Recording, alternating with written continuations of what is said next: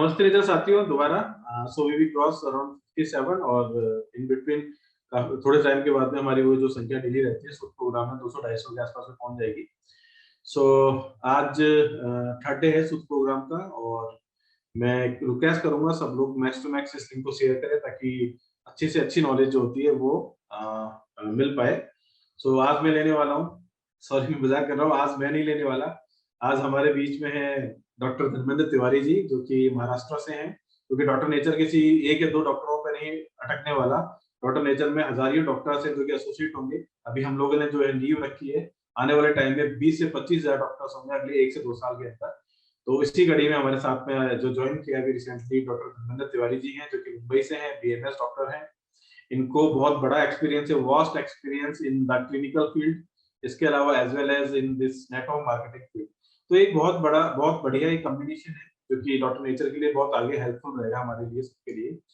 तो आज हमारा जो टॉपिक है आपको पता ही है कि जो इस सर्दियों में जो होने वाली जो मेन कॉजेज होते हैं जो बढ़ जाते हैं, लाइक पेशेंट को राइनाइटिस है, मतलब कि हल्की हल्की छींकें आती हैं, वो आगे जाके ब्रोंकियल अस्थमा में बढ़ने के चांस होते हैं। ठीक है, तो व्हाट वी डू, हम लोग प्रिवेंटिव स्टेज में उनको स्टॉप करते हैं तो उसका ब्रोंकियल अस्थमा में आने के चांस बहुत कम रहते हैं।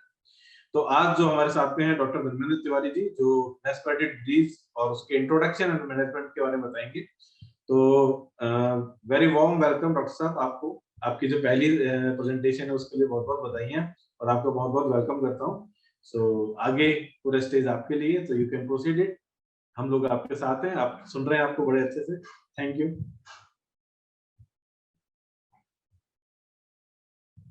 डॉक्टर साहब आपकी आवाज नहीं आ रही, अंशु चेक करना। अभी आ रही है sir? Yes yes it's clear and आ रही है ना? Yes yes it's clear and hello everyone, good evening. सभी लोगों को नमस्ते डॉक्टर नेचर। नमस्ते जी। आज इस प्लेटफॉर्म पे आप लोगों ने मुझे टाइम दिया और हमारे मेंटर डॉक्टर तिवारी जी ने मुझे टाइम दिया। आप लोगों ने ऐसे समय में, सर्दियों के मौसम में मुझे इस टॉपिक के लिए सिलेक्ट किया है। इसके लिए मैं आप लोगों का दिल से आभारी हूं और एक बार फिर से आप सभी लोगों को दिल से नमस्ते नेचर। अब हम अपना टॉपिक स्टार्ट करते हैं। जैसा कि रिस्पिरेटरी डिजीज मतलब श्वसन संबंधित बीमारियां। श्वसन संबंधित बीमारियां जानने से पहले हम एक बार रिस्पिरेटरी सिस्टम इन ब्रीफ, एक संक्षेप में हम रिस्पिरेटरी सिस्टम क्या है ये जान लेते हैं, क्योंकि बिना सिस्टम के हम इसकी जानकारी अगर लेते भी हैं तो हमें ये समझ में नहीं आएगा कि अपने को कैसे क्या करना है और कौन सा प्रोडक्ट कहाँ जाकर के काम करता है।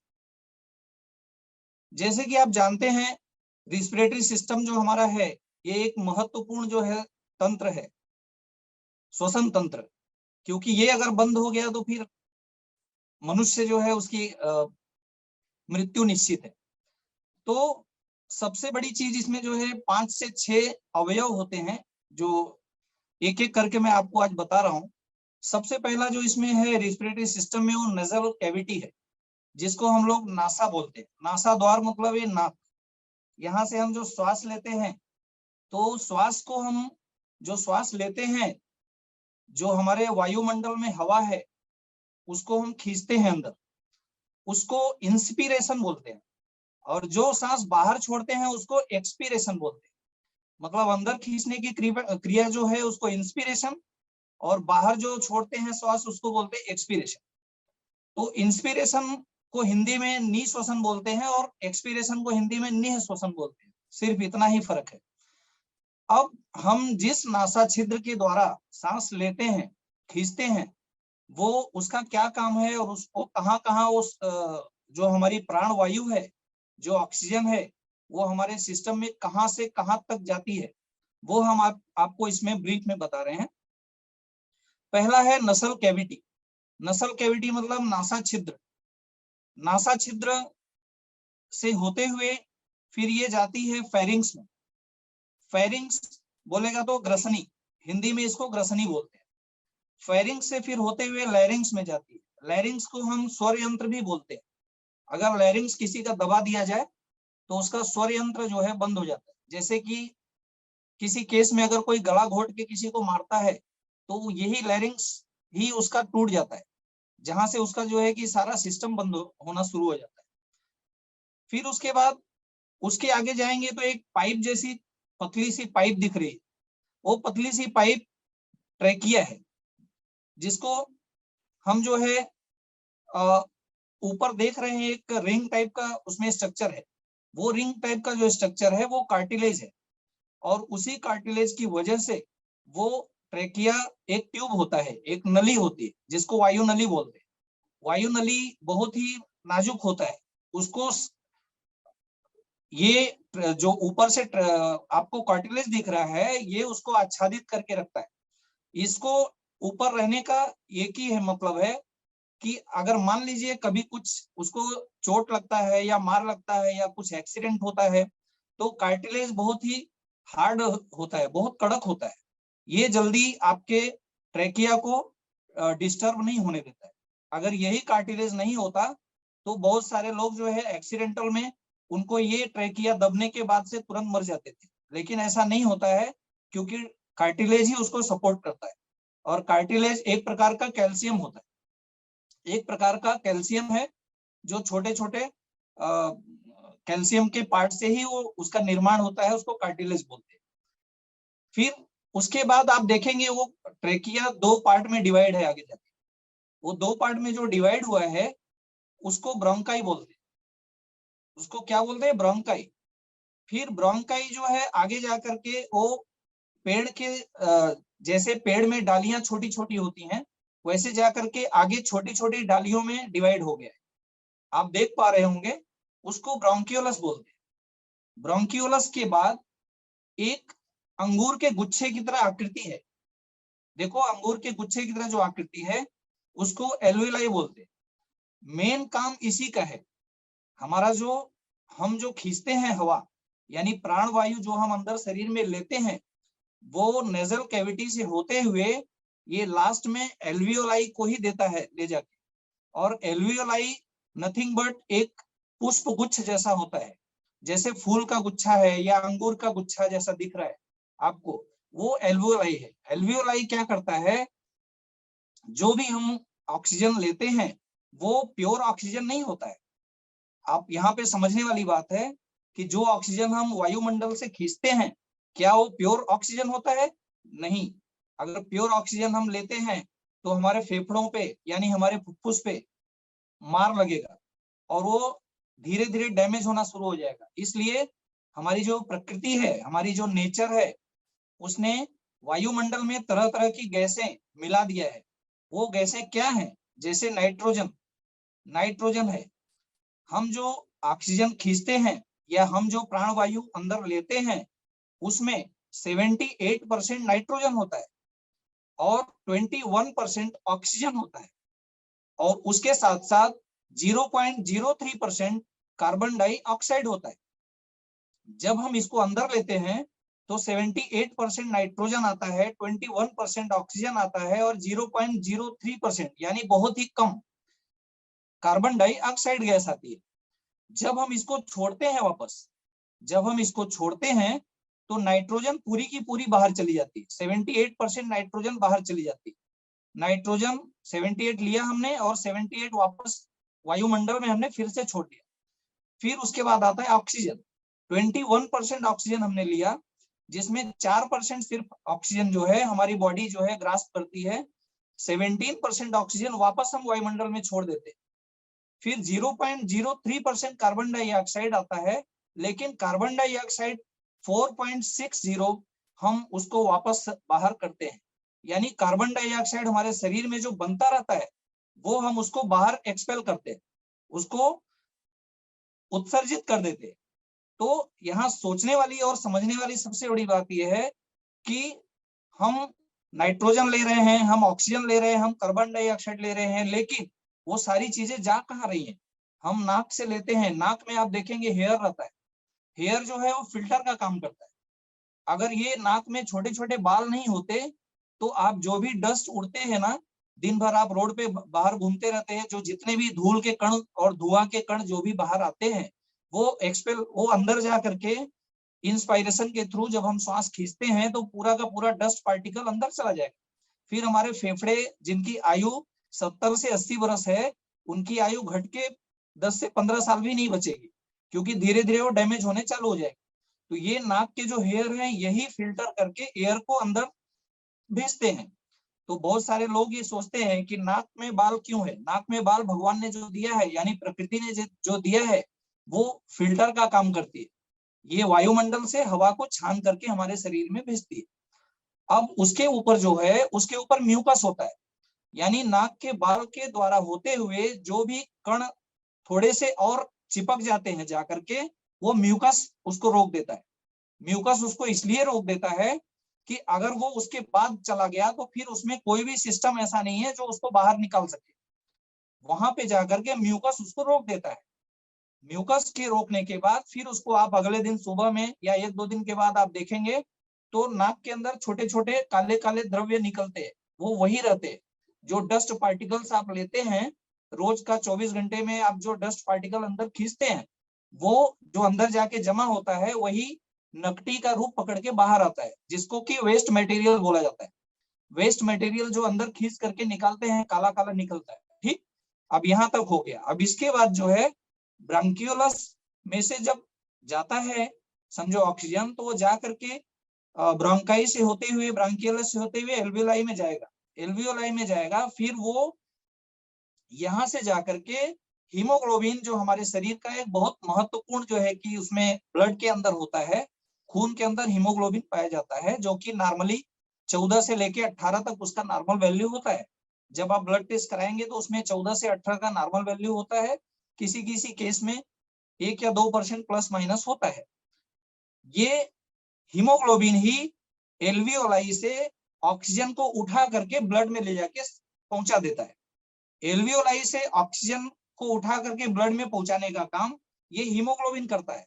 इसीलिए कोई भी तकलीफ, श्वसन संबंधित जो भी बीमारी होती है, उसमें आप देखेंगे तो हीमोग्लोबिन आपका डाउन रहेगा। हीमोग्लोबिन डाउन रहेगा, आपका ईसिनोफिल्स हाई रहेगा। ईसिनोफिल्स जो है वो आपके शरीर की जो प्रतिरोधक क्षमता है उसको कम कर देती है। रोग, आपका जो इम्यूनिटी पावर है उसको डिक्रीज कर देती है, यानी आपको सर्दी जल्दी से पकड़ लेगा, एलर्जी जिसको बोलते हैं। आप धूल में और वातावरण में जैसे भी आप बाहर जाएंगे, किसी किसी को आपने देखा होगा कि बहुत जल्द उनको जो है बीमारी लग जाती है, सर्दी हो जाता है, जुकाम हो जाता है, नजला हो जाता है। इसका कारण यही है कि उनका इम्यूनिटी पावर वीक हो गया है, क्योंकि ये जो वायुमंडल है इसमें हजारों लाखों तरह की बैक्टीरिया, वायरस घूम रहे। आपको जैसे ही वो कमजोर पाएंगे वैसे ही आपके ऊपर अटैक कर देंगे। जैसा कि आप जानते होंगे, अभी 2 साल पहले कोरोना महामारी जब आई थी, उसमें बहुत सारे लोग जो हमारे डॉक्टर नेचर जैसे प्रोडक्ट आपका यूज कर रहे थे, वो लोग को जो है बीमारियां नहीं लगी, या लगी भी तो निकल के चली गई, छू करके चली गई। क्यों? उसका वजह यह था कि डॉक्टर नेचर ने इम्यूनिटी पावर सबका बढ़ा दिया। और उसके बाद जिन्होंने भी वैक्सीन लिया, वैक्सीन लेने के बाद भी उनको जो है अंदर से इम्यूनिटी पावर डेवलप हो गया। अब इसके बाद जब हीमोग्लोबिन वहां से उठा करके एल्वियोलाई से ब्लड में डालता है, तो ब्लड क्या करता है, उसको अपने अपने माध्यम से ले जाके सेल्स में पहुंचा देता है। सेल्स बॉडी के हर पार्ट्स में मौजूद है। वो सेल्स जो है, सेल्स मतलब कोशिका, लाखों कोशिकाओं से मिलकर के हमारा शरीर बना हुआ है। जैसे कि आपको बता सकता हूं मैं कि जो भी ह्यूमन बॉडी बनती है उसका ओरिजिनेशन सेल्स से होता है, यानी कोशिकाओं के समूह से ही ह्यूमन बॉडी बनती है। सेल्स आगे जाकर के बहुत बड़ा रोल, टिश्यूज, सेल्स कन्वर्ट होता है टिश्यूज में, टिश्यूज कन्वर्ट होता है, उसको छोटे छोटे टिश्यूज मिल करके ऑर्गन्स बनाते हैं, ऑर्गन्स कन्वर्ट होकर के फिर सिस्टम बनाते हैं, सिस्टम से फिर जाकर के ह्यूमन बॉडी बनती है। ये एक नेचुरल है। ये इसमें अगर अंदर जाएंगे इसके तो बहुत ज्यादा है, बहुत लॉन्ग हो जाएगा, उतना अंदर मैं नहीं जाऊंगा। मैं आपको इसलिए सेल्स के बारे में बताया कि ये सेल्स ही एक ऐसा सिस्टम है जो पूरे बॉडी को ये जोड़ करके रखता है। और ये हीमोग्लोबिन ब्लड में ले जाके प्राणवायु को छोड़ता है और ब्लड इसको सेल्स में पहुंचाता है, सेल्स इसको ले जाके माइटोकॉन्ड्रिया में छोड़ता है, फिर वहां से ग्लूकोज बनता है, फिर पूरी बॉडी को एक एनर्जी मिलती है जो इसी प्राणवायु के वजह से मिलती है। इसलिए मैंने आपको रिस्पिरेटरी सिस्टम ब्रीफ में बताया।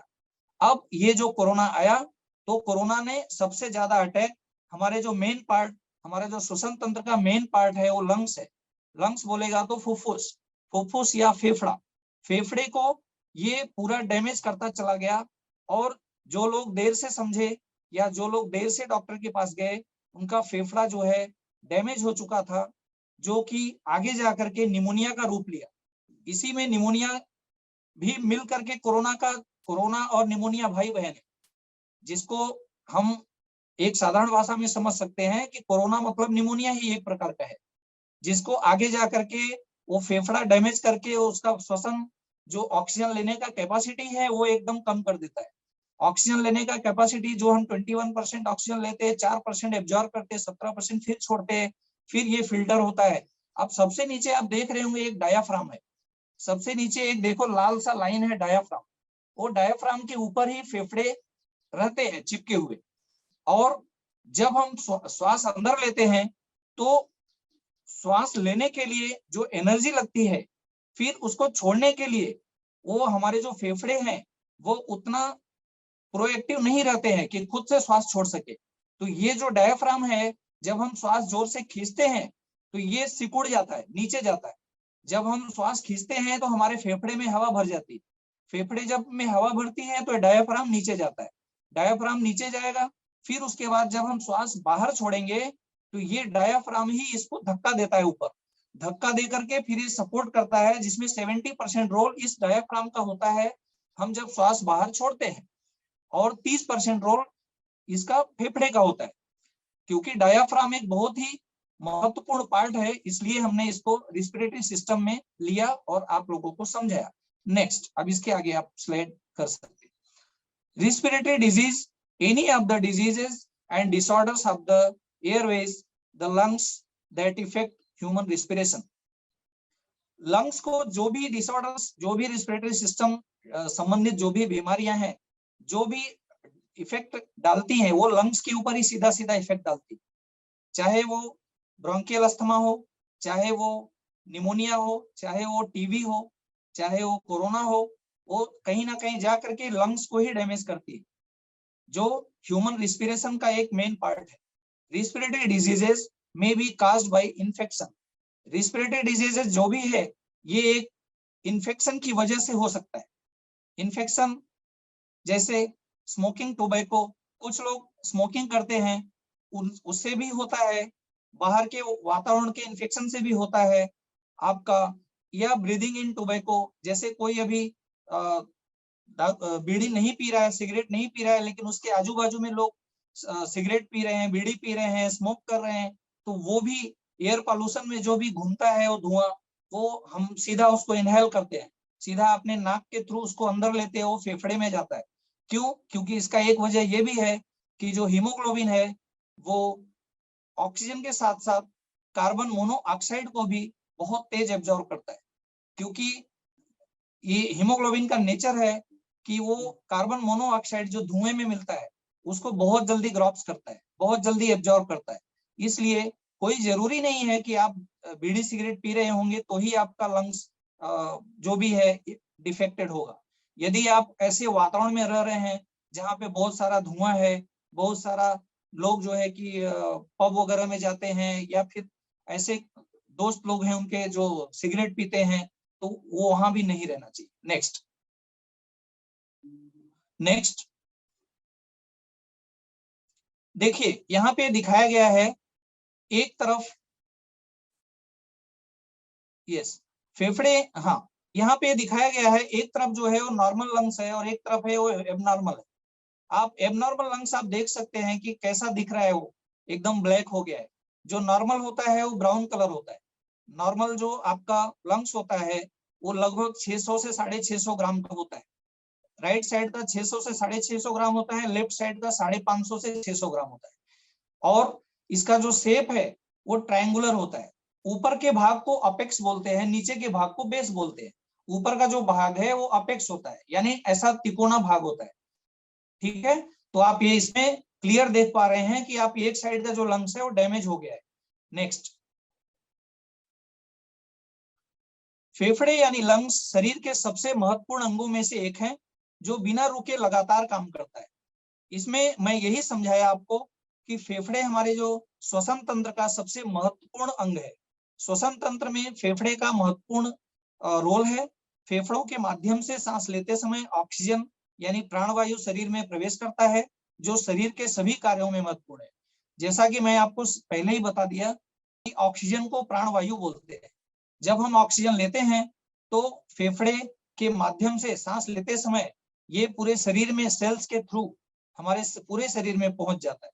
बढ़ते हुए प्रदूषण, धूल, विषाणु संक्रमण के कारण फेफड़े कमजोर हो जाते हैं, जिससे अस्थमा, श्वसन संक्रमण बीमारियां हो जाती।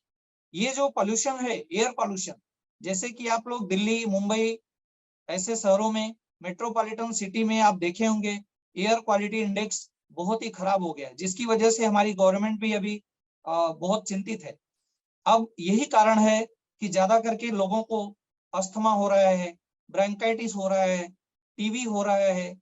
ये सब फेफड़ों में कफ जमा होने की वजह से और यही पॉल्यूशन, एयर पॉल्यूशन की वजह से ये सब बीमारियां हो रही। नेक्स्ट, सर्दी के मौसम में न केवल फ्लू बल्कि अस्थमा, एलर्जी और ब्रोंकाइटिस फेफड़ों के लिए खतरनाक बीमारी है। इन बीमारियों से स्ट्रोक खतरा बढ़ जाता है। सर्दी के मौसम में सिर्फ फ्लू ही नहीं है, बल्कि अस्थमा, एलर्जी और ब्रोंकाइटिस जैसे बीमारियां, फ्लू मतलब क्या, सर्दी, नजला जुकाम जिसको बोलते हैं, सिर्फ यही नहीं है, इसके साथ साथ आपको एलर्जी है, ब्रोंकाइटिस है, और आगे जाकर के अगर इस चीजों पे ध्यान ना दो तो ये चीजें जो है टीबी का भी रूप ले लेती है। तो इन बीमारियों से स्ट्रोक का खतरा भी बढ़ जाता है। बढ़ता वायु प्रदूषण और एक्सरसाइज कम करने की वजह से लंग्स कमजोर हो रहे हैं। वायु प्रदूषण, जैसा कि मैंने आपको बताया कि जो एयर क्वालिटी इंडेक्स है वो जिस जगह पे काफी कमजोर है, वहां पे अगर आप रह रहे हैं तो आपको जो है कि एक्सरसाइज करने की जरूरत है, और प्राणवायु आपको ज्यादा चाहिए। इसके लिए आप जो है प्राणायाम कर सकते हैं, भ्रामरी कर सकते हैं, ये सब करना बहुत जरूरी है। भारत में तो कई शहरों की हवा जहरीली हो चुकी है। घर के बाहर सांस लेना खतरे से बाहर नहीं है। जो लोग सांस की बीमारियों से परेशान हैं, उनके लिए सबसे ज्यादा खतरा होता है। अब यहाँ पे देखने वाली ये बात है कि सभी के घर में कुछ न कुछ लोग ऐसे मिल जाएंगे जिनको सांस स्वास्थ्य संबंधित बीमारियां हैं। जैसे किसी को दम लगता है, दमा बोलते हैं, वो पंप एक होता है वो खींचता है, या वो कैप्सूल खाता है, या डुओलिन का स्टीम लेता है। ऐसे लोगों के लिए खास करके सर्दी में उनको बहुत ही आप देखेंगे तो बहुत जल्दी उनको इन्फेक्शन पकड़ने का खतरा होता है। अब सीओपीडी और अस्थमा की बीमारियों में इंसान को वायु प्रदूषण में सबसे ज्यादा परेशानी होती है।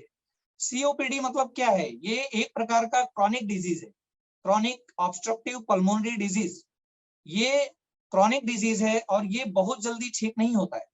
इसको सीओपीडी की केस में आपको ज्यादा करके डॉक्टर की ही सलाह लेनी जरूरी है। आप खुद से इसको ट्रीट ना करें तो ही अच्छा है, क्योंकि सीओपीडी में जो सेल्स हैं, जो ऑक्सीजन लेने की उनकी कैपेसिटी है वो काफी कम रहती है, और इसके बाद जो है उनको धीरे धीरे जाकर के कहीं ना कहीं लंग्स में धीरे धीरे वो संकुचित हो जाता है, जिसको बोलते हैं कि लंग्स में वो धीरे धीरे बीमारियां जो है जकड़ती जाती हैं। जैसे अभी आप मान लीजिए एक उदाहरण के तौर पे, आपको पहले 2-4 दुश्मन ने घेर के वार किया, फिर धीरे धीरे आपके आस पड़ोस वाले दुश्मन हो गए, फिर 10-15 लोग और हो गए, फिर धीरे धीरे पूरा गांव आपको दबा देगा, फिर आप बाहर नहीं निकल पाओगे। फिर वही हालत होता है सीओपीडी में। सीओपीडी में धीरे धीरे 2-4 तरह की बीमारियां पकड़ती हैं, धीरे धीरे उनका इम्यूनिटी पावर डाउन होता है, धीरे धीरे उनका लंग्स जो है काम करना धीरे धीरे शट डाउन होना चालू हो जाता है, और एक ऐसी अवस्था आती है जब पेशेंट को आर्टिफिशियल ऑक्सीजन देना पड़ता है। वहां पे आईसीयू में ले जाके उनको वेंटिलेटर पे रखना पड़ता है, और पेशेंट कभी कभी सरवाइव नहीं कर पाता है, और वहां पे उनकी डेथ भी हो जाती है। और अस्थमा की बीमारियों में इंसान को वायु प्रदूषण में सबसे ज्यादा परेशानी होती है, जैसा कि मैंने आपको बता ही दिया पहले। नेक्स्ट, दुनिया भर में 235 मिलियन लोग अस्थमा से पीड़ित हैं। 235 मिलियन लोग अस्थमा से पीड़ित हैं, बिल्कुल सही बात है। आज 235 मिलियन, ये तो एक साइंटिफिक रिसर्च के हिसाब से बताया गया है, लेकिन इससे भी ज्यादा लोग मिलेंगे, क्योंकि बहुत सारे लोग, जब सर्वे होता है, WHO का जब सर्वे होता है तो कुछ एरिया में, पर्टिकुलर एरिया में ही कुछ जाकर के सर्वे करते। तो आज के डेट में लगभग 300 से 350 मिलियन लोग अस्थमा से पीड़ित हैं। 200 मिलियन से अधिक लोगों को पुराने बाधाकारी फेफड़ों संबंधित सीओपीडी है। 65 मिलियन मध्यम से मध्यम सीओपीडी से पीड़ित होते हैं। 1 से 6% वयस्क आबादी 100 मिलियन से अधिक लोग जिसमें अव्यवस्थित सांस लेने का विकार है। अब 9.6 मिलियन लोग प्रतिवर्ष तपेदिक से पीड़ित होते हैं। ये एक अलग मैटर है तपेदिक, इसमें जो है कि टाइफाइड बोलते हैं इसको। ये बुखार के साथ में श्वास नली में जो सूजन आता है उसके लिए यहाँ पे बताया गया है कि बुखार के साथ साथ जब श्वास नली में सूजन आता है तो वहां पे भी जा करके अपने को ये तकलीफ देखने को मिलता है। नेक्स्ट, लाखों फेफड़ा संबंधी उच्च रक्तचाप के साथ जीते। जिनको भी श्वास की बीमारी है, जिनको भी अस्थमा है, उनका कभी भी ब्लड प्रेशर हाई होता है। क्यों? क्योंकि उनके फेफड़ों को बहुत ज्यादा मेहनत करना पड़ता है। फेफड़ों को इन द सेंस अंदर के जो पार्ट्स हैं, जैसे मैंने आपको बताया कि प्रमुख रूप से एल्वियोलाई जो है वही जो है कि ऑक्सीजन का आदान प्रदान करता है। एल्वियोलाई ऑक्सीजन को ब्लड में भेजता है और ब्लड से कार्बन डाइऑक्साइड को वापस ले करके फिर से छोड़ता है बाहर। तो उसको बहुत ज्यादा जो है प्रेशर करना पड़ता है, जिसकी वजह से ब्लड प्रेशर बढ़ जाता है। कुल 1 अरब से अधिक लोग पुरानी श्वसन बीमारियों से पीड़ित हैं। 1 अरब से ज्यादा लोग पुरानी बीमारी श्वसन संबंधित जो है उससे पीड़ित हैं। वर्तमान में भारत के कुछ शहर दुनिया के सबसे प्रदूषित शहरों में से हैं और हम इसका बुरा प्रभाव देख रहे हैं। असम जैसे राज्य में सिगरेट पीने का प्रचलन बहुत है और बढ़ते प्रदूषण में। देखिए यहाँ तो असम जैसे राज्य का लिखा गया है, लेकिन अब इसमें असम ही नहीं रह गया है, इसमें दिल्ली है, मुंबई है, बहुत सारे शहर अभी इसमें जुड़ गए हैं जहाँ पे कि चलते फिरते लोग सिगरेट पी रहे हैं। अभी मैं खुद मेरे शहर में जहाँ मैं रहता हूँ, मुंबई जैसे शहर में, यहाँ पे लड़कियां भी सिगरेट पीना चालू कर दी। तो ये एक बहुत ही गंदी व्यवस्था है जो कि इसको दूर करना होगा। सिगरेट पीने से हमारे फेफड़े में सबसे ज्यादा कार्बन मोनोऑक्साइड जा करके जमा होता है, जो कि फिर वापस एल्वियोलाई के थ्रू ब्लड में जाता है और ये बहुत ही हमारे लिए विषैला है, यानी एक प्रकार का आप स्वीट पॉइजन ले रहे हैं। नेक्स्ट, प्रदूषण का बढ़ता दायरा।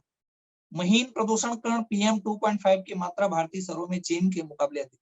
अब यहाँ पे देखना यह है कि चीन के मुकाबले अपनी जो है जनसंख्या कम है, लेकिन वायु प्रदूषण चीन के मुकाबले हमारे देश में ज्यादा है। इसका एक वजह है ये आज बहुत तेजी से बढ़ता हुआ जो गांव में ईंट भट्ठे हैं, जो जहाँ पे ईंटें बनती हैं, जहाँ पे बहुत सारे कंपनी हैं, कारखाने हैं, या फिर बहुत सारे जगह पे आपने देखा होगा लोग पराली जलाते हैं।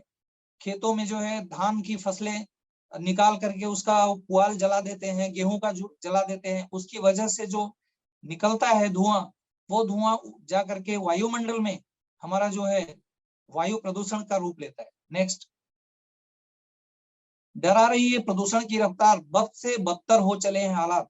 ये एक हमारे न्यूज़पेपर का कटिंग है, इसमें बताया गया है कि प्रदूषण की, वायु प्रदूषण की रफ्तार बहुत तेजी से जो है भाग रही है और ये बद से बदतर होती चली जा रही है। नेक्स्ट,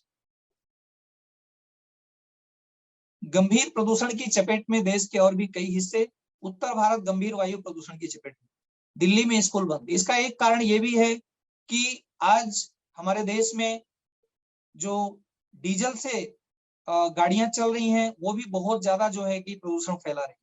तो आज दिल्ली में जैसे कि 10 साल के ऊपर अभी गवर्नमेंट ने बैन लगा दिया है, 10 साल के ऊपर गाड़ियां नहीं चलेंगी, वो भी एक कारण है। बट वही एक कारण नहीं है, इसमें बहुत सारे कारण है। दिल्ली के पास में सटा हुआ पंजाब है, वहां पे लोग पराली जलाते हैं, वहां से भी बहुत सारा जो है प्रदूषण, वायु प्रदूषण जो है वो हमारे वायुमंडल में दूषित कर रहा है। नेक्स्ट, प्रमुख लक्षण। अब हम सिम्टम्स के बारे में बात करेंगे। जब हम श्वसन रोगों के लक्षणों के बारे में बात करते हैं तो खांसी, सांस की तकलीफ, सीने में दर्द और हीमोप्टाइसिस जैसे बलगम में खून आना प्रमुख लक्षण है। श्वसन रोगों के लक्षणों में मेन लक्षण है, लेकिन हीमोप्टाइटिस जो होता है, अगर हीमोप्टाइटिस हो रहा है तो वहां पे उसको साधारण में नहीं लेना है, उसको डॉक्टर को ही दिखाना है, क्योंकि ये टीबी का एक प्रीवियस स्टेज हो सकता है। जिसको पल्मोनरी यानी लंग्स में जिसको टीबी होगा, उसके बलगम में खून आता है। तो यदि बलगम में खून आ रहा है तो इसको टीबी का आईजीजी, आईजीएम, ये सब जांच प्लस जो है आपको चेस्ट एक्सरे ये जरूरी है। और उसके बाद भी अगर करना पड़ेगा तो सीटी स्कैन, जिसको HRCT बोलते हैं, ये कर करके उसको अपने को उसका डायग्नोसिस पता चलेगा। फिर हम अपने डॉक्टर को जो भी उसका बेस्ट ट्रीटमेंट है वो डॉक्टर के द्वारा लेना है। अपने यदि बलगम में खून आ रहा है तो आप उसमें कुछ भी दवा उसको ना दीजिए, सबसे पहले उसको डॉक्टर के पास जाने की जरूरत है। खांसी लंबे समय तक बलगम और कभी कभी बलगम में खून के साथ भी मौजूद हो सकती है। देखिए कभी कभी क्या होता है, जैसे ब्रोंकियल अस्थमा है या बहुत पुराना दमा जिसको बोलते हैं, उसमें कभी कभी जो है खांसते समय हल्का सा ब्लड आ जाता है। तो उसमें जो है कि आप अपना जो भी है ट्रीटमेंट आयुर्वेद के थ्रू उसको हम आगे बताएंगे, उसको आप दे सकते हैं। अस्थमा के रोगी में आमतौर पर कब्ज के साथ बलगम मौजूद होता है और साथ ही मौसम में बदलाव के साथ यह बदलता रहता है। देखिए मौसम जैसे बदलता है वैसे अस्थमा के रोगियों को तकलीफ होता है, क्योंकि अस्थमा के रोगियों के फेफड़े में ऑक्सीजन बहुत ही माइनर होता है, बहुत कम जो है कि उसको एब्जॉर्ब कर पाता है। तो उसमें क्या होता है कि कभी भी विंडो वगैरह जो है बंद करके नहीं सोना चाहिए, विंडो खोल करके ही सोना चाहिए, क्योंकि उनको ज्यादा ऑक्सीजन की जरूरत पड़ती है। नेक्स्ट, सीओपीडी के रोगी में कफ के साथ बलगम मौजूद होता है, जिसमें जल्दी थकावट हो जाती है। सीओपीडी मैंने बताया आपको, जो एक गंभीर बीमारी है, क्रॉनिक ऑब्स्ट्रक्टिव पल्मोनरी डिसीज, जिसमें जो है कफ के साथ बलगम मौजूद होता है, जिसमें थकावट आती है। तपेदिक एक बहुत ही आम बीमारी है। रोगी आमतौर पर खांसी, बलगम, बलगम में खून आने, वजन घटने।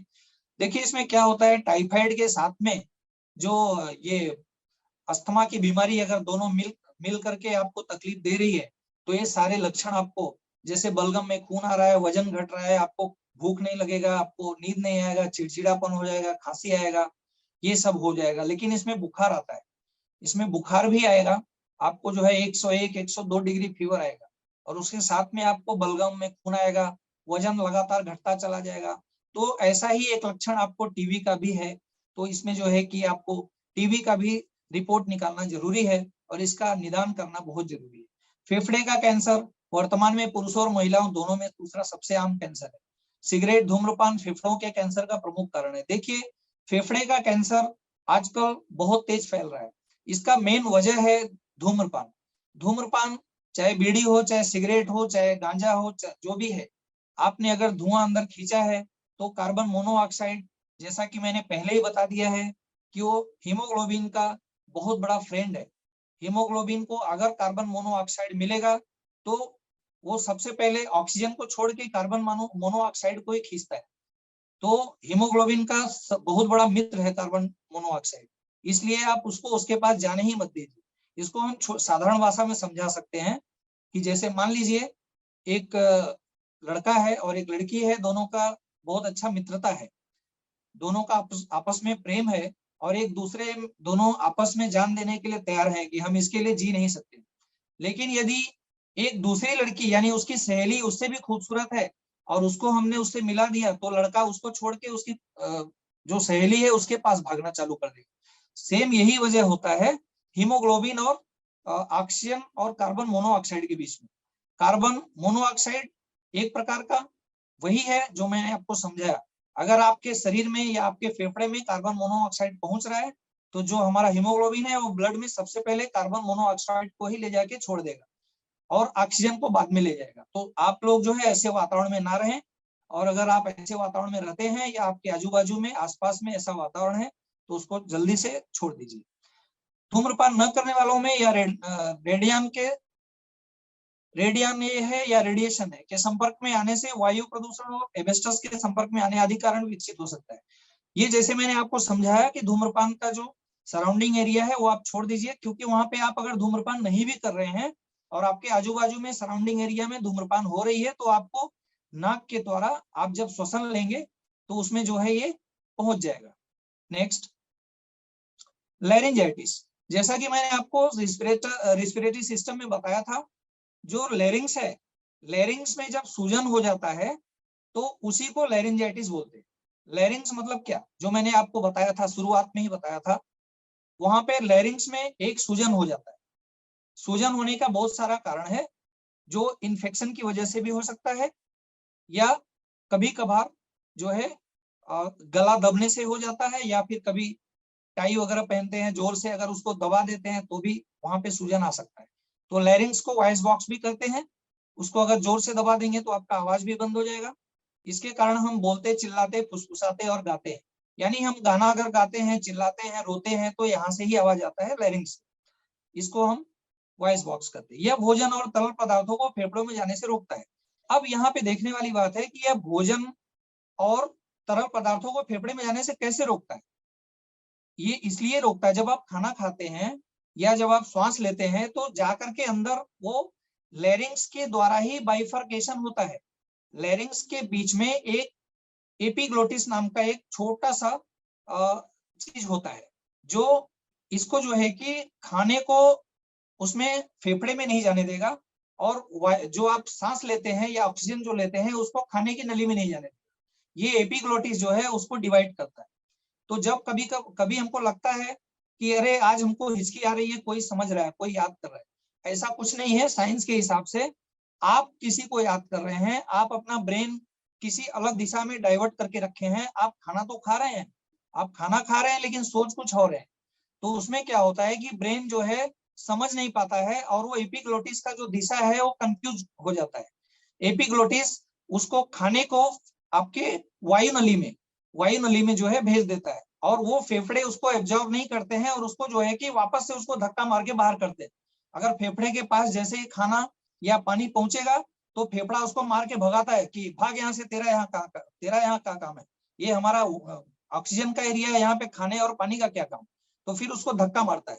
जब वो धक्का मारेगा तो फिर से वो जाकर के वो अन्न नलिका में जाकर के वो पहुंचता है, या फिर कभी कभी आपने देखा होगा नाक से बाहर आ जाता है। उसका यही कारण है कि हम लोग जो है अपने ब्रेन को डाइवर्ट कर देते हैं। हम कहीं और सोचते रहते हैं और खाते हैं कहीं, अभी बैठ करके खाना खा रहे हैं और सोच रहे हैं कहीं और कि वहां से पैसा कैसे आएगा, फलाने का काम कैसे होगा, ये कैसे होगा, मेरा जो है प्रोडक्ट कैसे बिकेगा। ये सब सोचते रहते हैं और खाते रहते हैं, जिसका कारण है कि आगे जाकर के वो ब्रेन हमारा जो है वो समझ नहीं पाता है, और एपिग्लोटिस जो है वो गलत डायरेक्शन में उसको भेज देता है, डाइवर्ट कर देता है, और फिर उसको फेफड़ा जो है एब्जॉर्ब नहीं करता है और उसको भगा देता है अपने यहाँ से। और कभी कभी जो है कि वो बहुत ही ज्यादा घातक भी हो सकता है। ठीक है, नेक्स्ट।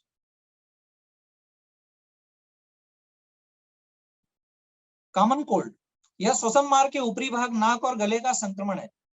देखिए कॉमन कोल्ड कैसा होता है, सर्दी में जैसे टेम्परेचर अभी साधारणतः 30 के ऊपर ही होता है। हमारे इंडिया में 30 से 35 के आसपास टेम्परेचर होता है गर्मियों को छोड़कर। अब जब नवंबर, दिसंबर और जनवरी का महीना आता है तो ये एकाएक नीचे गिर जाता है। अब 15 से 20 के टेम्परेचर में हम लोग आ जाते हैं। 15 से 20 के टेम्परेचर में जब हम आते हैं तो हमारी स्किन वो एडजस्ट नहीं कर पाती, वो टेम्परेचर को एडजस्ट नहीं कर पाती है, और ये एक प्रकार का जो है कि इसको सर्दी, खांसी, नजला, जुकाम वो होने का एक कारण ये है कि हमारा जो इन्फेक्शन लेवल है, यानी हमारा जो शरीर का इम्यूनिटी पावर है वो डिप्रेस हो गया है। वो हमारा जो स्किन है, जो सबसे बड़ा पार्ट है, जो स्किन है पूरे शरीर में, वही इसको जो है कि सेंसिटिव होता है इसके प्रति, यानी ठंडी और गर्मी के प्रति हमारी स्किन ही सेंसिटिव होती है। ये हमारा जो चमड़ी है ना, यही जो है कि गर्मी होगी तो इसको एडजस्ट करता है, और ठंडी होगी तो उसको भी एडजस्ट करता है। लेकिन जरूरत से ज्यादा जब ठंडी पड़ने लगती है तो आपने देखा होगा कि श्वसन मार्ग जो है इन्फेक्टेड हो जाता है, और लगभग सभी को, आज के डेट में लगभग सभी को, 90% लोगों को आपको कोल्ड और फ्लू आता है। 7 से 10 दिनों में इसके लक्षण अपने आप ठीक हो जाते हैं। अगर आप दवा नहीं भी लेंगे तो ये अपने आप ठीक हो जाएगा। अगर लक्षण इससे अधिक समय तक बने रहे तो आप तुरंत डॉक्टर को दिखाएं। फेरिंजाइटिस, फेरिंजाइटिस मतलब देखिए जहां पे आइटिस का आता है, जिस जगह पे आइटिस आता है उसका मतलब होता है कि सूजन, शरीर में सूजन है। अब फेरिंजाइटिस मतलब फेरिंग्स जो होता है वहां पे सूजन आ गया, गले की खराश अगर हो रही है तो हमारे फेरिंग्स में, यानी जिसको हलक बोलते हैं, हलक, ये जीभ के और तलुए के बीच में जो रहता है, जहां पे आप देखेंगे टॉन्सिल्स बढ़ जाता है, जो लोग बोलते हैं ना टॉन्सिल्स बढ़ गया, वो नथिंग बट फेरिंजाइटिस ही है। वहां पे जा करके ये एक प्रकार का खराश अपने को गले में चालू हो जाता है। जब हम बोलते हैं कि गर्म पानी नमक डाल के कुल्ला करो, उसमें जो है कि बहुत अच्छा फायदा करता है।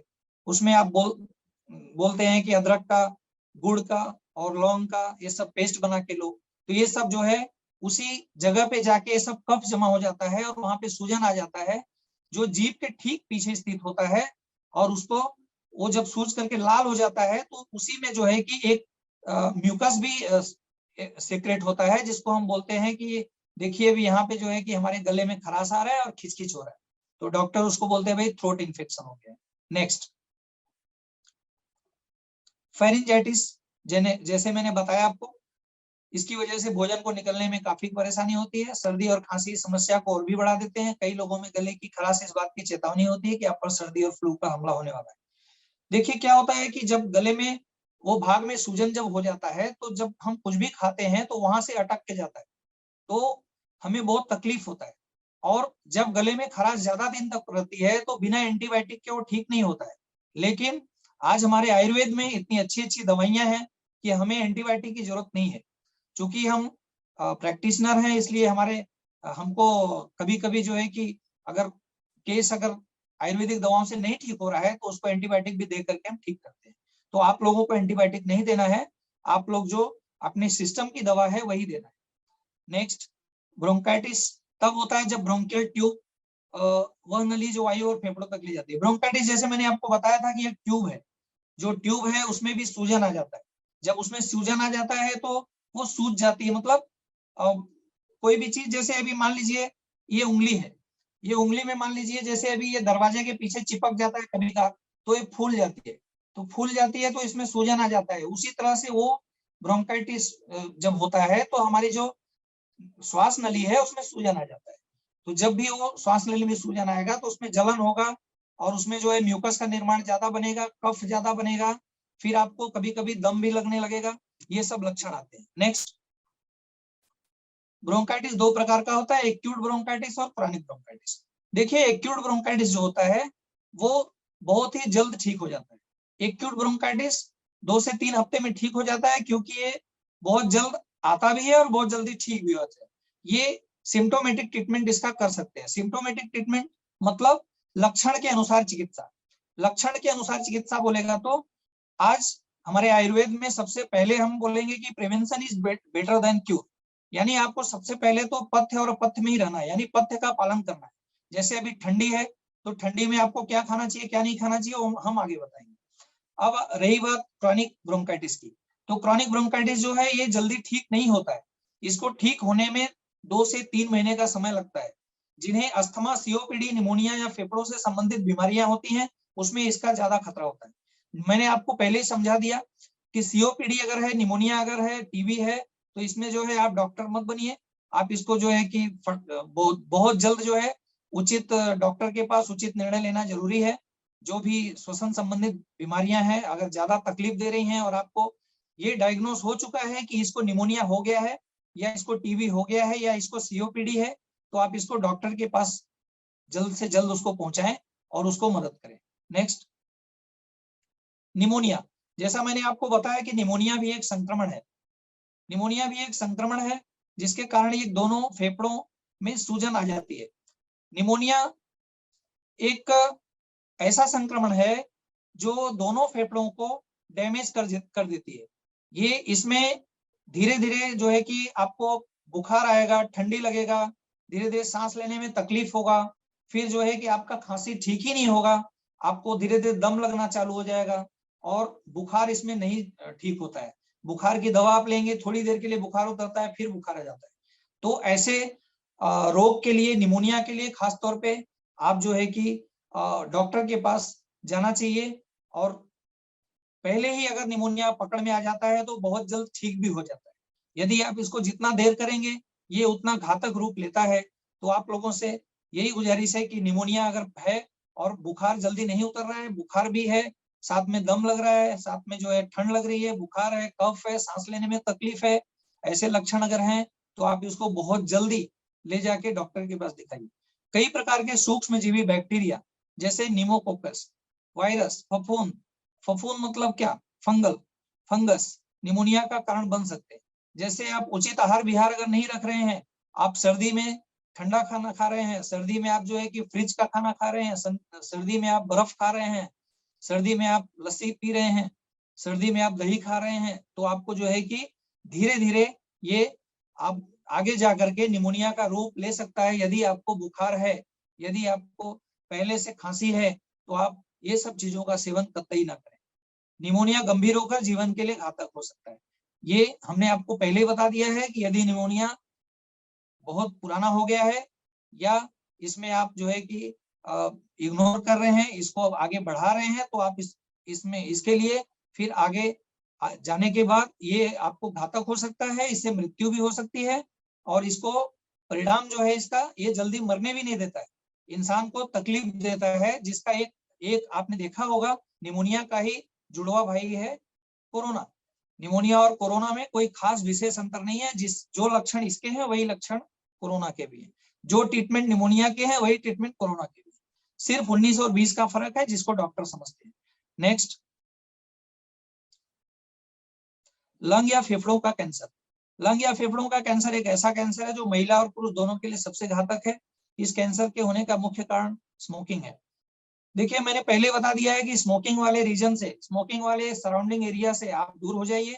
आप पी रहे हैं तो छोड़ दीजिए, और नहीं पी रहे हैं तो आप संगत छोड़ दीजिए। अगर आप संगत में हैं तो ऐसी संगत को छोड़ दीजिए। आप ऐसे वातावरण में हैं जहाँ पे कि कोई कंपनी है, मिल है, फैक्ट्री है, जहाँ पे कि धुआं बहुत निकल रहा है, वहां पे से आप हट जाइए तुरंत। और अगर लंग के फेफड़ों में अगर लंग या फेफड़ों में अगर आप कैंसर का ऐसा कुछ मिल रहा है तो उसका फिर ट्रीटमेंट डॉक्टर के थ्रू ही करवाना उचित रहेगा। नेक्स्ट, गिलोय, तुलसी, वासा जैसे कुछ हर्ब्स हैं जो आप अपने डेली रूटीन में लेते हैं तो इस समस्या को रोकने में। देखिए, गिलोय अमृता, जो कि अमृता है, इसका नाम ही अमृता है। गिलोय एक ऐसी औषधि है जो लगभग हर बीमारी में आप दे सकते हैं। लगभग हर बीमारी में गिलोय आप दे सकते हैं। ऐसा करने से होते हैं लंग्स इन्फेक्शन। फल के बाद पानी, देखिए ये बहुत अच्छी चीज है। यहाँ पे कैसा है, विरुद्ध आहार विहार, जैसे कि चरक संहिता, सुश्रुत संहिता और वाग्भट संहिता, तीनों संहिता के थ्रू हम ये आपको समझाना चाहते हैं कि आहार विहार और दिनचर्या जो होती है, ये मेन जो स्तंभ है, आयुर्वेद का जो मेन स्तंभ है वो यही है, वात, पित्त और कफ। और उसके साथ साथ में उचित आहार विहार और दिनचर्या, ये दोनों चीज अगर आपने सही कर लिया तो आपके शरीर में आधे से ज्यादा रोग वैसे ही भी नहीं आएंगे, आपको बीमारियां होंगी ही नहीं। और जो बीमारियां होती भी हैं उसको डॉक्टर नेचर प्लस की जो दवाएं हैं वो लेने से भी 90% बीमारियां चली जाती हैं। रह गई 10% जो बीमारियां जो बहुत ही जिद्दी होती हैं, उनके लिए आपको फिर डॉक्टर की सलाह लेनी पड़ेगी। फल के बाद पानी, आप कोई भी फल खाते हैं उसके बाद पानी नहीं पीना है। आप कोई भी फल खाते हैं उसके साथ पानी बिल्कुल नहीं पीना है। आपको पसीना अगर आया है, आपने कोई मेहनत का काम किया है, आप अगर गर्मी में से आ रहे हैं तो तुरंत ठंडा पानी मत पीजिए, या तुरंत एसी वाले कमरे में मत जाइए। यदि आप तुरंत कमरे में जाएंगे एसी वाले, तो आपका जो टेम्परेचर है वो बॉडी एडजस्ट नहीं कर पाएगी, और आपको तुरंत उसका जो है दुष्परिणाम आपके शरीर पे आपको देखना पड़ेगा।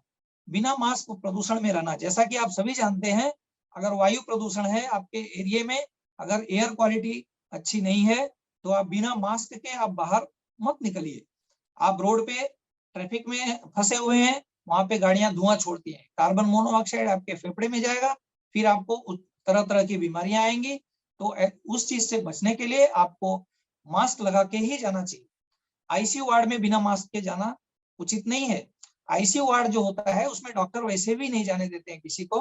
अगर आप जाते भी हैं तो बिना मास्क के और बिना ग्लोव्स लगाए आप नहीं जा सकते। नेक्स्ट, फेफड़ों को मजबूत रखने के लिए आयुर्वेद में कई उपाय बताए गए हैं। आयुर्वेद के अनुसार कई सारी औषधि वनस्पतियां हैं, जैसे कि पिपली फेफड़ों की सेहत के लिए बहुत उपयोगी है। श्वसन प्रणाली के लिए अमृत जैसी लाभदायक औषधि है। इससे शरीर की रोग प्रतिरोधक क्षमता बढ़ती है। देखिए, पिपली जो है ये बहुत ही अच्छी औषधि है, जिसको हम लोग साधारण भाषा में पीपर बोलते हैं। पीपर काली काली होती है, लंबी लंबी। आप अगर उसको रॉ मटेरियल जहाँ पे आयुर्वेदिक प्रोडक्ट मिलता है वहां पे जाके देखेंगे तो उसमें ऐठन टाइप का रहता है, ऐठन टाइप का रहेगा, लंबा सा रहेगा। तो आप मान के चलिए कि अरहर की जो फली होती है, अरहर की फली के आकार की पिपली होती है, और वो काले कलर की ब्लैक होती है। वो चीज को अगर आप घर में भी बनाते हैं और उसको 2-3 बार फिल्टर करके आप ले रहे हैं, पिपली को डायरेक्ट नहीं लेना है, पिपली को शहद के साथ लेना है, उसका बहुत ही अच्छा रिजल्ट आएगा। नेक्स्ट, सोंठ। सोंठ नथिंग बट क्या है, अदरक का ही सुखा करके जो बनाते हैं उसको सोंठ बोलते हैं। सोंठ एक बहुत अच्छी बीमारी, हमारे श्वसन संबंधित बीमारियों में बहुत ही पहले से दादी नानी के नुस्खे में सोंठ का उपयोग होता रहा है। जैसे कि आज भी आप जानते होंगे कि कभी भी हम लोग को बचपन में सर्दी खांसी अगर आई होगी तो हमारी दादी या नानी बोली होंगी कि अरे सोंठ और गुड़ का काढ़ा बना के दे दो, अदरक और गुड़ का काढ़ा बना के दे दो। तो ये इसीलिए है क्योंकि फेफड़ों में जो संक्रमण हुआ है, उसमें जो सूजन हुई है, उसको सोंठ जो है कम करती है। सोंठ का ये प्राकृतिक गुण है कि ये स्वेलिंग को कम करती है, सूजन को कम करती है। सोंठ चाहे कहीं भी, और खास करके हमारे फेफड़ों में जो सूजन है, जो इन्फेक्शन है, उसको बहुत जल्द कंट्रोल करती है। यानी एक प्रकार का एंटी इन्फ्लेमेटरी ड्रग है वो। आप ये चीज को हल्के में मत लीजिए। हमारी जो सोंठ है, हमारी जो पिपली है, हमारी जो विभीतकी है, ये आगे हम बताएंगे आपको। विभीतकी ये त्रिफला का एक पार्ट है, जैसे कि आपका डॉक्टर नेचर का त्रिफला है, त्रिफला का एक पार्ट है विभीतकी। विभीतकी मतलब बहेड़ा। ये विभीतकी यानी कि बहेड़ा, यह जन मानस में प्रसिद्ध त्रिफला इस आयुर्वेदिक औषधि का एक घटक द्रव्य है। यह फल सूखी खांसी, जुकाम और गले की खराश में लाभदायक है।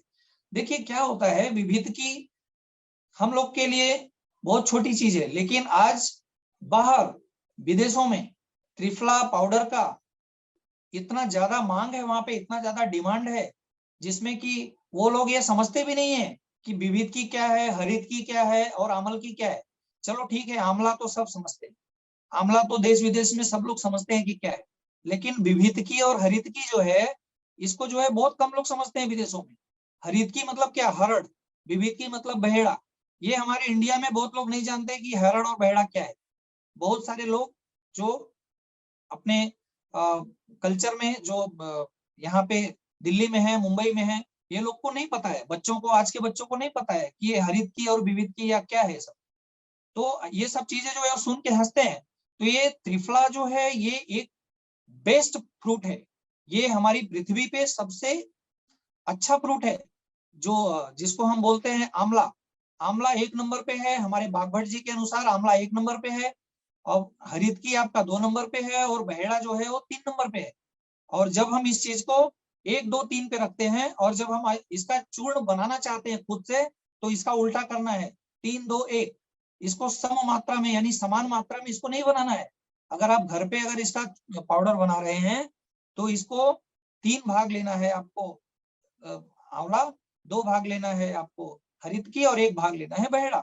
इसको जो है ले करके, और आप इसको चूर्ण बना करके, पाउडर बना करके, आप इसको जैसे 100 ग्राम आपने बहेड़ा लिया तो 200 ग्राम आपको हरितकी और 300 ग्राम आपको आंवला। ऐसा करके आप रॉ मटेरियल लेकर के आप इसको कूट करके, पीस करके, 3 बार इसको फिल्टर करके, और इसको हनी के साथ इसको सुबह शाम पेस्ट में आप यूज कर सकते हैं, ले सकते हैं। किसके लिए, सूखी खांसी, बलगम, या फिर आपको बहुत पुरानी खांसी हो, नजला हो, जुकाम हो, श्वसन संबंधित बीमारी हो, दमा हो, सब में आप ले सकते हैं। नेक्स्ट, मुलेठी। देखिए ये मैजिक है। आज आपने देखा होगा कि दुकानों पे हाल्स लोग खाते हैं, दुकानों पे स्टेप्सिल्स खाते हैं। उसकी क्या जरूरत है, मुलेठी का एक टुकड़ा लेकर के आप जो है कि उसको एक टुकड़ा लीजिए मुंह में, और उसके बाद आप 4 से 6 घंटे आप जाकर कहीं भी जो है कि कोई भी सेमिनार अटेंड कीजिए, कहीं भी आप जो है लेक्चर दीजिए, कहीं भी बात करिए, किसी भी मीटिंग में आप जा रहे हैं, आपको डर है कि मुझे खांसी ना आ जाए, आप मुलेठी लीजिए, रॉ मटेरियल है, मुलेठी आता है, इसका पाउडर भी आता है, यष्टि मधु पाउडर। यष्टि मधु पाउडर जिसको आप जो है कि इसको ज्यादा अगर खांसी है तो सीतोपल आदि चूर्ण के साथ में मिला करके आप इसको शहद में या हनी में मिला करके इसको आप सुबह शाम चाट सकते हैं, या आप इसको जो है च्यवनप्राश के साथ भी मिला के ले सकते हैं, या आप गुड़ में भी मिला के ले सकते हैं। इसको लेने के बहुत तरीके हैं, लेकिन मुलेठी जो है एक प्रकार का चमत्कारिक जड़ी बूटी है, जो कि आप कुछ भी मत मिलाइए, आप इसका एक टुकड़ा लीजिए और टुकड़ा लेकर के मुंह में उसको चबाइए खाली, उसके बाद इसके जो अंदर से जो लिक्विड निकलता है वो आपके सोर थ्रोट को कम करता है। सोर थ्रोट मतलब जो आपके गले में खुजली, खराश और खिंच खिंच रहता है ना, ऐसा जो बोलते हैं, ऐसे लोगों के लिए मुलेठी जो है वो रामबाण है। मुलेठी को लीजिए, उसको जो है 2-3 टुकड़ा अपने जेब में रखिए, उसको 1-1, 2-2 टुकड़ा मुंह में डालिए और उसको जब 10 से 15 मिनट चबा करके उसका जूस पूरा निगल लीजिए, उसके बाद आप गर्म पानी पीजिए। उसके बाद उसका चमत्कारिक परिणाम आपको खुद से दिखने लगेगा। नेक्स्ट, तुलसी, बहुत ही वंडरफुल चीज आपके सामने आज आई है। तुलसी, तुलसी का जितना बखान किया जाए, जितना गुणगान किया जाए, उतना कम है। तुलसी के बारे में हम क्या कहें, तुलसी आज बहुत सारे घरों की शान है। आज जितने भी नेटवर्कर हैं या जितनी भी कंपनियां हैं, सब लोग तुलसी के पीछे पड़ी हैं, क्योंकि तुलसी ही एक ऐसी चीज है जो किसी को भी आप देते हैं तो इसका परिणाम बहुत जल्द मिलता है।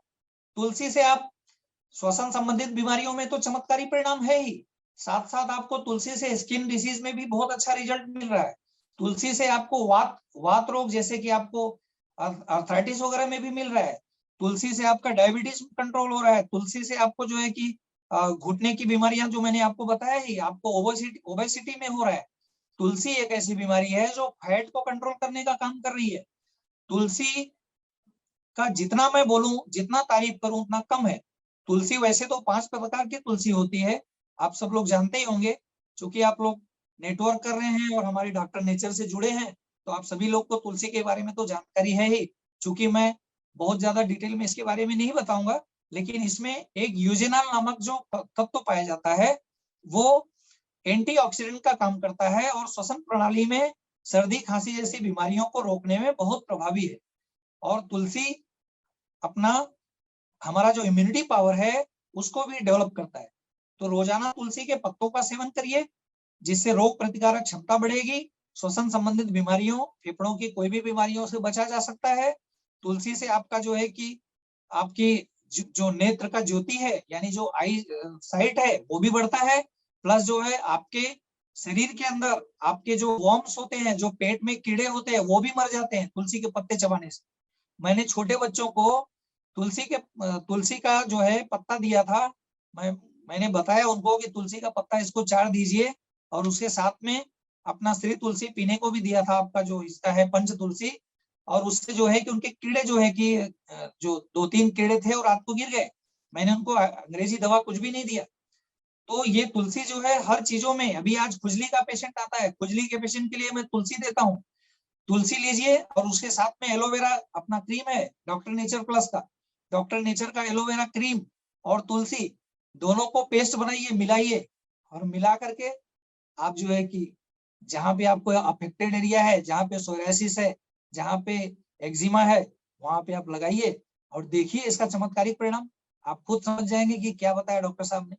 जबकि मैं आप लोगों को ये प्रैक्टिकल बता रहा हूँ, मैंने ऐसा प्रैक्टिकल किया हुआ है। आपका तुलसी बहुत ही बहुत ही बहुत ही अच्छा है, इसकी जितनी तारीफ किया जाए उतना कम है। इसके बाद आगे चलते हैं। नेक्स्ट, गिलोय। गिलोय जैसा कि मैंने आपको बोला था, अमृता है, इसको अमृता बोलते हैं, ये अमृत समान है। ये लगभग सभी बीमारियों में दे सकते हैं आप, 90% बीमारियों में आप गिलोय दे सकते हैं। इससे साइड इफेक्ट बहुत ही कम है।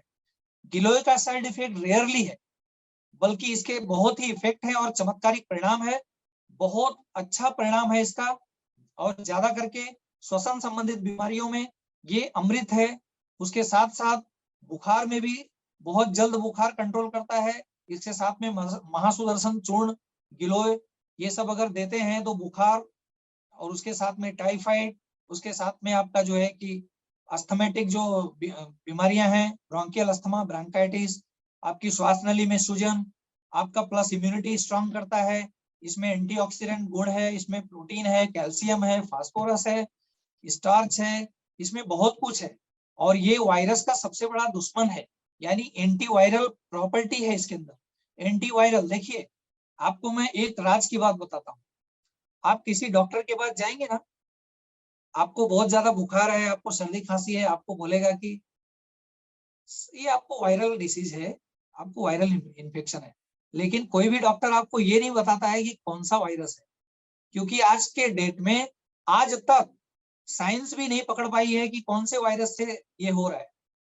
आज भी जो है सिर्फ 1% ही जानकारी है वायरस के बारे में, 99% जानकारी ही नहीं है।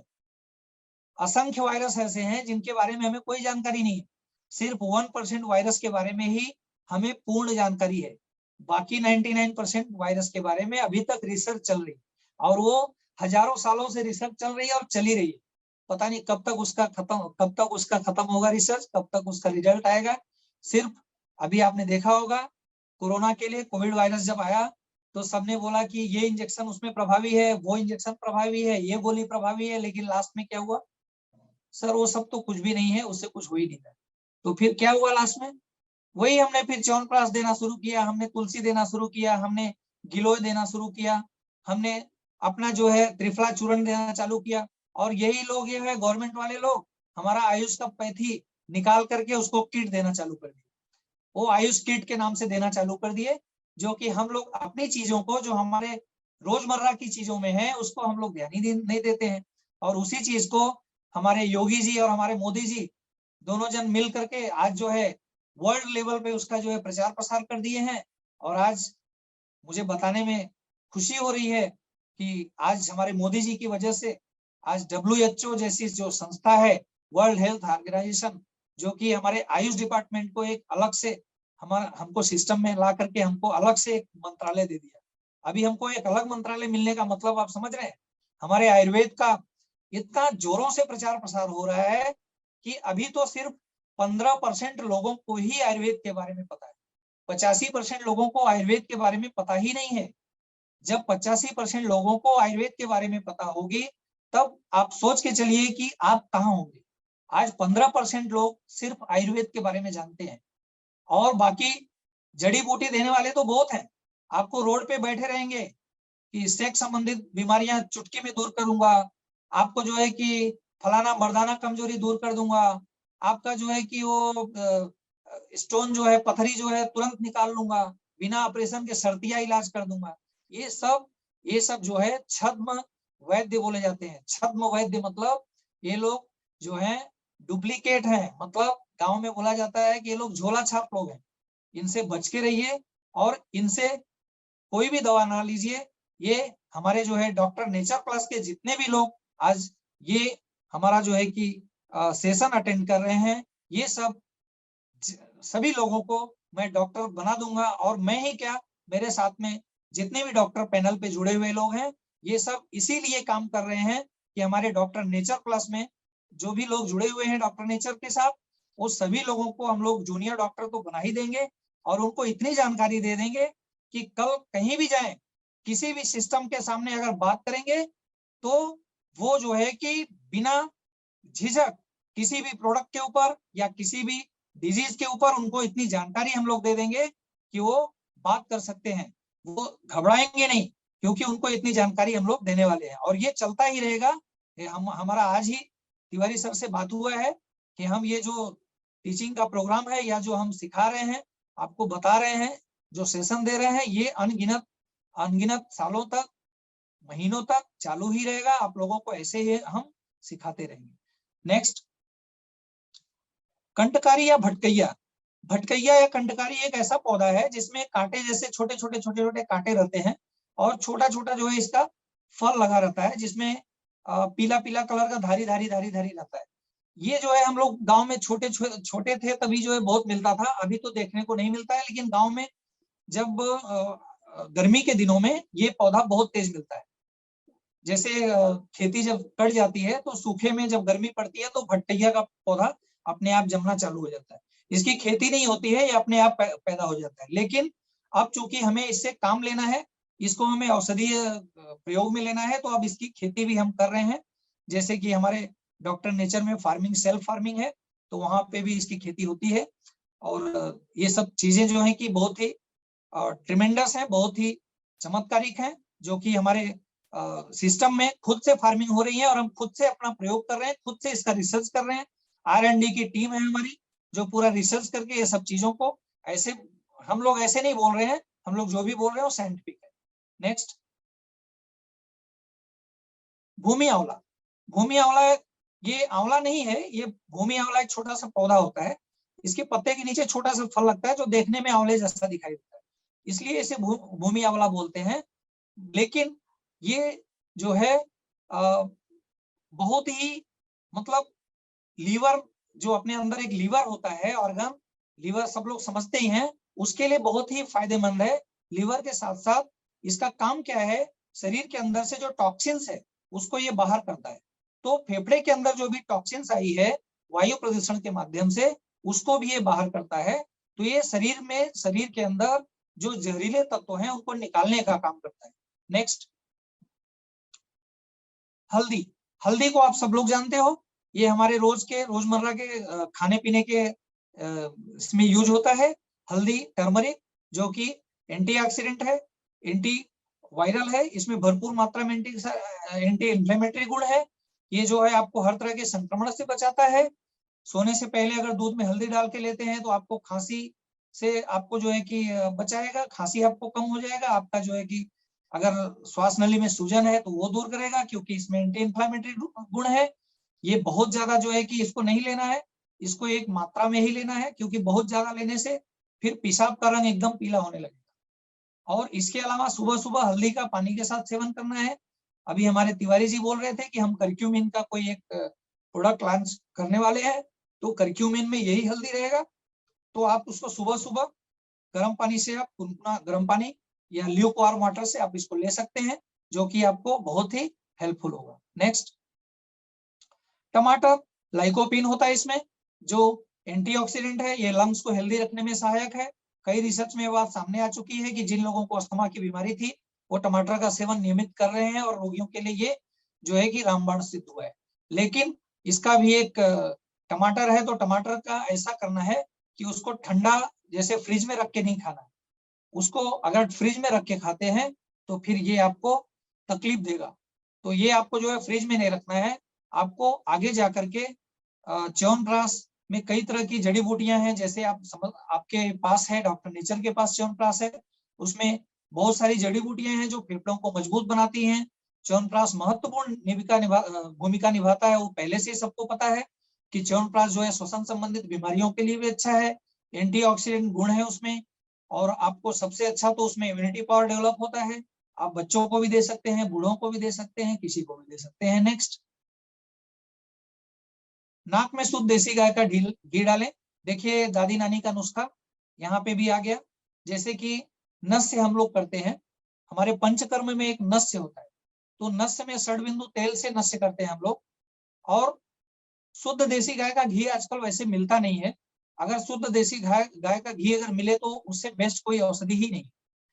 तो शुद्ध देसी गाय का घी लीजिए, उसको जो है कि 2-2 बूंद डाल के नाक में उसको खींचिए। वो नस्य का जो प्रयोग है वो तो हमारे पंचकर्मा में है, वो आप लोग नहीं करना है। लेकिन आप साधारणतः आप सोते समय राइट नॉस्ट्रिल्स में 2 बूंद डाल के खींचना है, और लेफ्ट नॉस्ट्रिल्स में 2 बूंद। पहले शुरू में 1-1 बूंद ही डालना है, पहले 2-2 बूंद नहीं डालना है, नहीं तो फिर वो सीधा जो है आपको गले में जाएगा और फिर वो पित्त का रूप पकड़ेगा।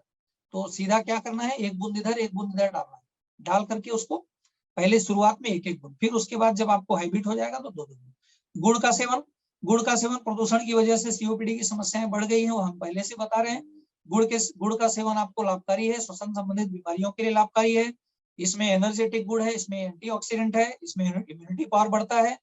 ये जो है 1 टुकड़ा गुड़ जो है रोज रात को खाइए, उसको सौंठ के साथ, और आप उसको पेस्ट बना करके खा सकते हैं। गर्म पानी से लीजिए या गर्म दूध के साथ लीजिए, या आप त्रिफला पाउडर के साथ में भी इसको पेस्ट बना करके शहद के साथ या गुड़ के साथ ले सकते हैं। नेक्स्ट,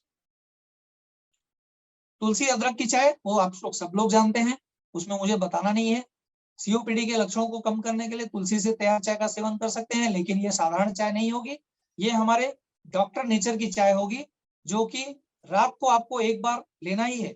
जिसको श्वसन संबंधित बीमारी है, जिसको दमा है, अस्थमा बीमारी, जो परेशान है श्वसन संबंधित बीमारी से, जिसको कफ बराबर बन रहा है, जिसको घर घर की आवाज आती है, रात को सोते समय खाव खाव करता रहता है, या जिसके गले में खराश है, उसको तुलसी अदरक की चाय हमारी जो डॉक्टर नेचर की है, उसको रोज रात को लेना ही है। या आप अपनी चाय बनाइए, उसमें आधा चम्मच इसका पाउडर जो है मिक्स करके पीजिए तो भी अच्छा है। सीतोपलादी चूर्ण बेस्ट मेडिसिन है। सीतोपलादी चूर्ण को डायरेक्ट नहीं लेना है, सीतोपलादी चूर्ण को आप शहद के साथ पेस्ट बना करके गर्म पानी से लेना है। नेक्स्ट, अश्वगंधा विदानिया सोम्निफेरा, बहुत ही अच्छा एकदम चमत्कारिक द्रव्य है ये। अश्वगंधा हमें सोने से हमने तुलना की है, जैसे गोल्ड होता है वैसे हमारे आयुर्वेद में अश्वगंधा है। जैसे गोल्ड बहुत ही कीमती है वैसे अश्वगंधा बहुत कीमती है। अश्वगंधा क्या काम करती है? अश्वगंधा कई परेशानियों को दूर करती है। अश्वगंधा का विशेष महत्व है सांस से जुड़ी परेशानियों को दूर करती है। इससे आपकी शरीर की जो बल्य शक्ति है, यानी जो आपके अंदर की पावर है, जो जिसको बोलते हैं कि पौरुष शक्ति है, उसको बढ़ाता है। अश्वगंधा खाने से आपके पौरुष शक्ति को बढ़ाता है, आपकी स्टेमिना को बढ़ाता है, आपको बहुत ताकतवर बनाता है, आपकी मांसपेशियों में मजबूती लाता है, प्लस आपकी मेधा शक्ति को भी बढ़ाता है। आपकी शारीरिक शक्ति को तो बढ़ाता ही है, साथ में आपकी मेधा शक्ति को भी बढ़ाता है। इसलिए आप ये मत सोचिए कि ये बच्चों को नहीं दे सकते। आप इसका पाउडर या इसका सिरप आप बच्चों को भी दे सकते हैं 5 साल के ऊपर।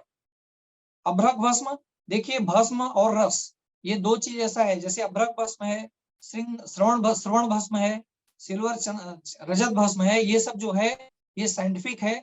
ये सब सीओपीडी में बहुत अच्छा काम करती है अभ्रक भस्म। अभ्रक भस्म, स्वर्ण भस्म, ये जो है आपको फेफड़ों को नुकसान होने से बचाती है।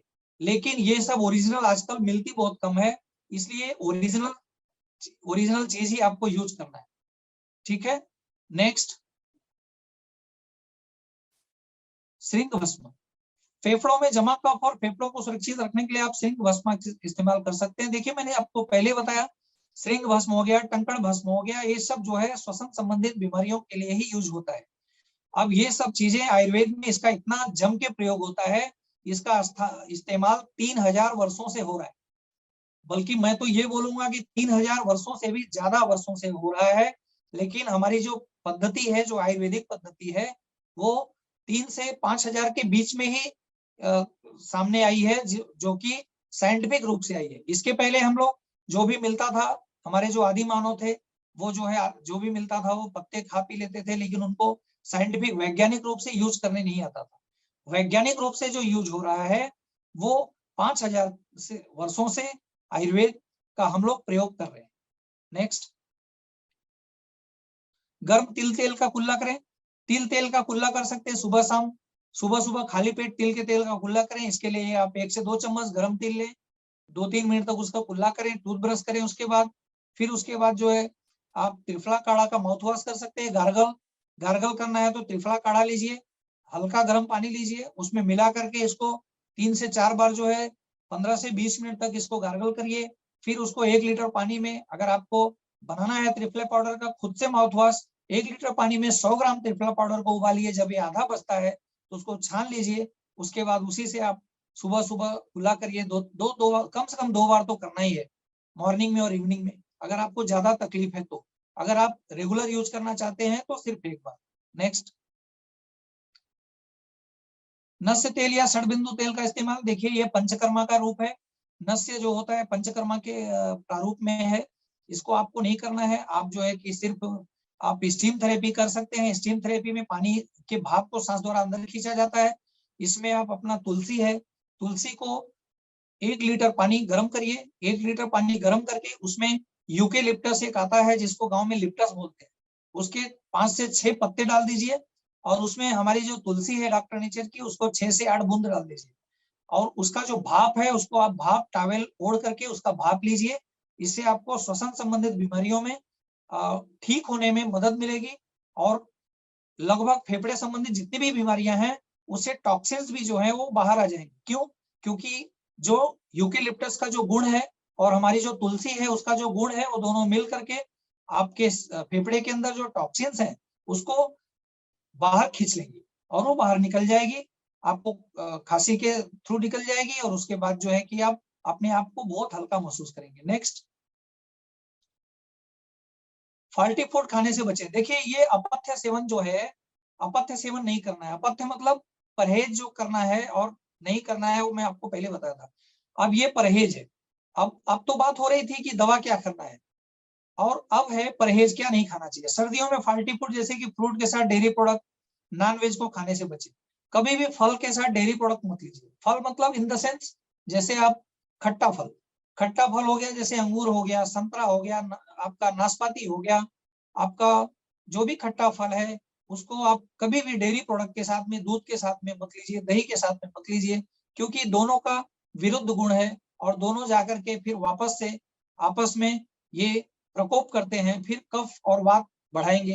कफ बढ़ेगा तो फिर वापस जाकर के वही आपको शरीर में त्रिदोष जो वात और पित्त और कफ होते हैं उसमें कफ को बढ़ा देगा और आपके श्वसन संबंधित जो बीमारी है वो बढ़ने लगेगी, टॉक्सिन जमा होने लगेगा, शरीर में थक्के बनने लगेंगे और फिर इसमें जो है कि आप आगे जाकर के बहुत ही मुसीबत में पड़ जाएंगे। इसलिए कभी भी डेयरी प्रोडक्ट के साथ में खास करके खट्टे फल का तो प्रयोग करना ही नहीं है। मैं तो बोलूंगा किसी भी फल का प्रयोग मत करिए और बिल्कुल आप जो खट्टे फल हैं उनका तो प्रयोग करना ही नहीं है, क्योंकि खट्टे फल के साथ में यदि आपने कोई भी दवा ले लिया या आपने कोई भी डेयरी प्रोडक्ट ले लिया तो कभी कभी ये आपको बहुत ही तकलीफ में डाल सकता है। यहाँ तक कि अगर आपने खट्टे फल के साथ में कोई दवा लिया है तो आप मौत के मुंह में भी जा सकते हैं। ये प्रैक्टिकली हमने देखा हुआ है, इसलिए आप सभी लोगों को मैं अवगत कराना चाहता हूं कि किसी भी खट्टे फल के साथ में कभी भी डेयरी प्रोडक्ट या फिर कोई भी मेडिसिन, चाहे वो आयुर्वेद हो चाहे वो एलोपैथ हो, आप मत लीजिएगा। आप सिर्फ एक फल खा सकते हैं जो है आंवला। आंवला एक ऐसा फल है जिसके साथ में आप जो है कि कोई भी चीज अगर खाते हैं तो रिएक्शन नहीं होता है। आंवले में कुछ ऐसे गुण हैं जो कि इसको एब्जॉर्ब कर लेते हैं और कोई भी साइड इफेक्ट्स इसके आज तक देखने को नहीं मिलते हैं। रेयरली कहीं पे मिला होगा 1% तो मैं नहीं बोल सकता हूं। हालांकि आप जो है उसको आंवले को आप समझ सकते हैं कि ये सेफ है। फिर भी आंवले के साथ में दूध नहीं लेना है।